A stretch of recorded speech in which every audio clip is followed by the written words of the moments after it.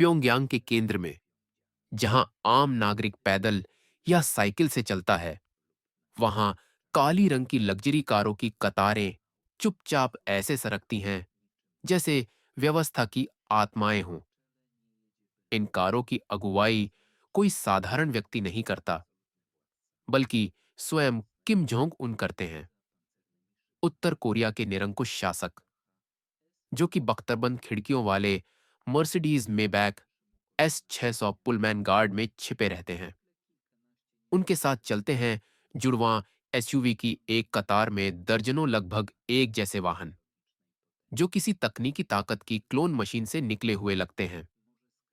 इन काली गाड़ियों में से हर एक के भीतर कोई स्नाइपर, संचार प्रणाली या गुप्तचर विशेषज्ञ छिपा हो सकता है। किम के घेरे से बाहर कोई भी उनके वास्तविक इस्तेमाल को नहीं जानता। नेता के सबसे करीबी परिजन भी सार्वजनिक परिवहन का उपयोग नहीं करते। उनके लिए विशेष रूप से लेक्सस एलएक्स और रेंज रोवर जैसे निजी वाहन होते हैं, जिन पर कोई रजिस्ट्रेशन नंबर नहीं होता। मर्सिडीज जी क्लास तो किम परिवार का प्रतीक बन चुकी है। इन पर उनके बच्चे, चचेरे भाई या कभी-कभी निजी सुरक्षाकर्मी सवार होते हैं और सड़कों को जैसे अपना निजी इलाका समझते हैं। ये वाहन बिना किसी पहचान चिन्ह के चलते हैं, कभी-कभी बिना हेडलाइट के, और खिड़कियों से कोई चेहरा नजर नहीं आता, जैसे अंधेरे में दौड़ती शासन की खोखली कैप्सूलें हों। विलासिता के मुख्य लाभार्थियों में शामिल हैं सेना के उच्च रैंकिंग अधिकारी, जो अपना रुतबा छुपाते नहीं, टोयोटा लैंड क्रूजर और निसान पेट्रोल में चलते हैं। जितनी ऊंची सैन्य रैंक, उतना ही एक्सक्लूसिव एसयूवी नया मॉडल शासन के प्रति वफादारी का प्रतीक होता है, और कभी-कभी राजनीतिक आज्ञाकारिता का इनाम। कुछ जनरल ऐसे होते हैं जो बिना कारों की कतार के दिखाई ही नहीं देते। उनके लैंड क्रूजर में सैटेलाइट एंटेना, क्रोम व्हील और गहरे रंग की खिड़कियां होती हैं, जैसे किसी जासूसी फिल्म में। एक अलग वर्ग होते हैं राज्य व्यापार कंपनियों के निदेशक, जो विदेशी मुद्रा में व्यापार करते हैं और चीन या रूस से माल के आयात के लिए सीधे जिम्मेदार होते हैं। इन्हें जर्मन लिमोजीन और जापानी प्रीमियम एसयूवी चलाने का अधिकार प्राप्त होता है, और कुछ को तो ऑडी A8 या BMW सीरीज 7 जैसी कारों की ड्राइविंग सीट पर भी देखा गया है। ये गाड़ियां उत्तर कोरिया में अनौपचारिक रास्तों से पहुंचती हैं, बंदरगाहों, चीन की सीमाओं या दूतावासों के जरिए। सब कुछ संपर्कों और कृतज्ञता की राशि पर निर्भर करता है। इस दुनिया में संयोग के लिए कोई जगह नहीं। हर गाड़ी किसी की स्थिति, शासन के विश्वास और राजधानी के बाहर बिना रोके चलने की अनुमति का प्रतीक होती है। विश्वसनीय विशेष सेवा अधिकारी बिना पहचान के एसयूवी और सेडान का प्रयोग करते हैं, जिनमें अक्सर छिपी हुई जासूसी प्रणालियां और एनक्रिप्टेड कम्युनिकेशन सिस्टम लगे होते हैं। उनके वाहनों में hyundai, मित्सुबिशी और काले रंग के लेक्सस प्रमुख हैं। हर वाहन एक चलता फिरता सूचना केला होता है। इनमें से कुछ गाड़ियां बिना संकेत या लाइट्स के चलती हैं।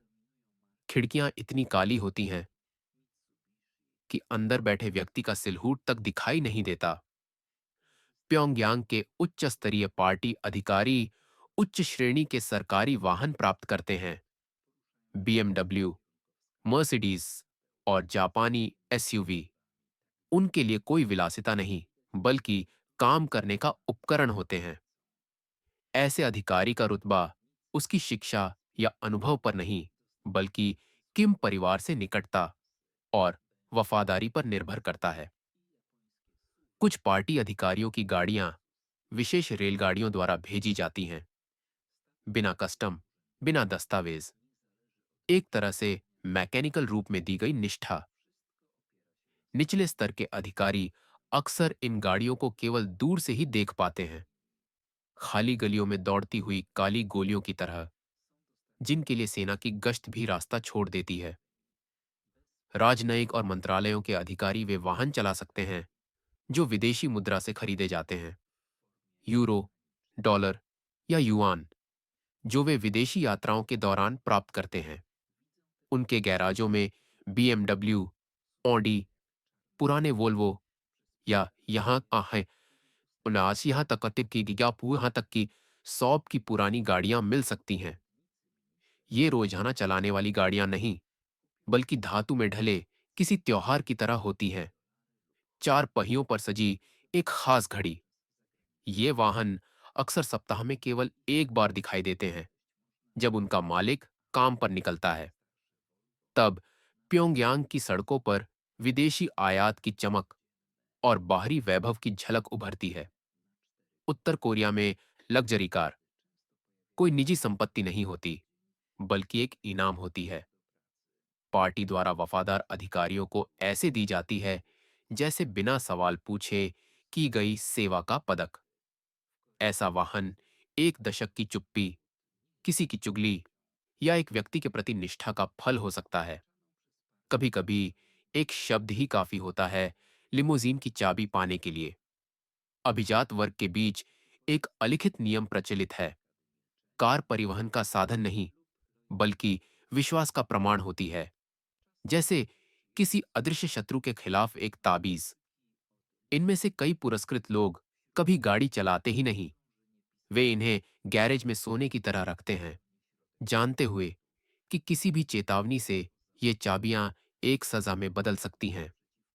परेडों के दौरान, जो साल में एक बार राजधानी को जकड़ लेती हैं, ऐसे वाहन दिखाई देते हैं जो आम दिनों में जैसे अस्तित्व में ही नहीं होते।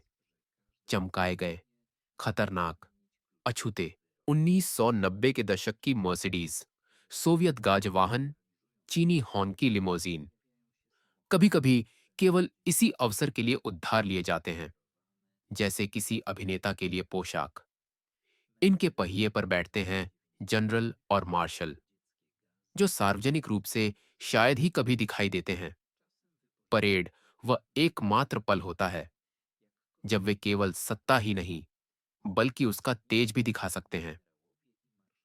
इनमें से कुछ गाड़ियां समारोह के बाद सैन्य गैरेज की दीवारों के पीछे गायब हो जाती हैं। कुछ दूतावासों में लौट जाती हैं, जिन्होंने इन्हें कुछ घंटों के लिए खामोशी से उधार दिया था। विदेशी दूतावास उत्तर कोरिया में किसी और ही दुनिया की सूक्ष्म एन्क्लेव होते हैं। उनके वाहन पुराने होते हुए भी सलीके से रखे जाते हैं और आज भी कूटनीति की स्विस घड़ी जैसे सटीक चलते हैं। वहां जापानी टोयोटा, कोरियाई एसयूवी या जर्मन सेडान देखी जा सकती हैं। विलासिता के लिए नहीं, बल्कि निर्बाध कार्यप्रणाली की आवश्यकता के कारण। अमीर व्यापारी, राजनयिकों के बच्चे, खुफिया एजेंसियों के अधिकारी, वे वाहन का मॉडल, रंग, ब्रांड और यहां तक कि लिमोजीन की टिंटेड खिड़कियों का प्रकार भी चुन सकते हैं। बाकी देश के लिए कार उतनी ही काल्पनिक होती है जितनी चंद्रमा की यात्रा। बिना विशेष अनुमति के इसे रखना तो दूर, उसके बारे में सोचना भी व्यर्थ है। भले ही किसी के पास पैसे हों, वह पार्टी की मंजूरी के बिना वाहन नहीं खरीद सकता। और पंजीकरण एक ऐसा नौकरशाही संस्कार है जो अक्सर नहीं पर खत्म होता है। उत्तर कोरिया में मोटर गाड़ियों का कोई स्वतंत्र बाजार नहीं है। केवल आवंटन होते हैं, निर्णय और निर्भरता होती है, जो एक ऐसी जटिल जाल बनाती है जिसे सुलझाना नामुमकिन है। विडंबना यह है कि उपयोग में न आने वाली कारें भी सामाजिक भूमिका निभाती हैं। वे घरों के सामने आयात की मूर्तियों की तरह खड़ी रहती हैं, यह दिखाने के लिए कि उस दीवार के पीछे कोई ऐसा व्यक्ति रहता है जो बाकी गली से अधिक महत्वपूर्ण है। कुछ गाड़ियां वर्षों से स्टार्ट नहीं की गईं, लेकिन रोज धोई जाती हैं, ताकि हर राहगीर जान सके कि वहां कौन रहता है। विशेष नंबर प्लेट मानो कुलीनता के प्रतीक हैं। सेना के लिए लाल, सेवाओं के लिए नीले और उच्च स्तर के अधिकारियों के लिए सुनहरे। इस व्यवस्था में हर वाहन केवल एक मशीन नहीं, बल्कि एक घोषणा है कि तुम कौन हो, किसकी सेवा करते हो और कितने जरूरी हो, ताकि तुम्हें अभी थोड़ी देर और चलने दिया जाए।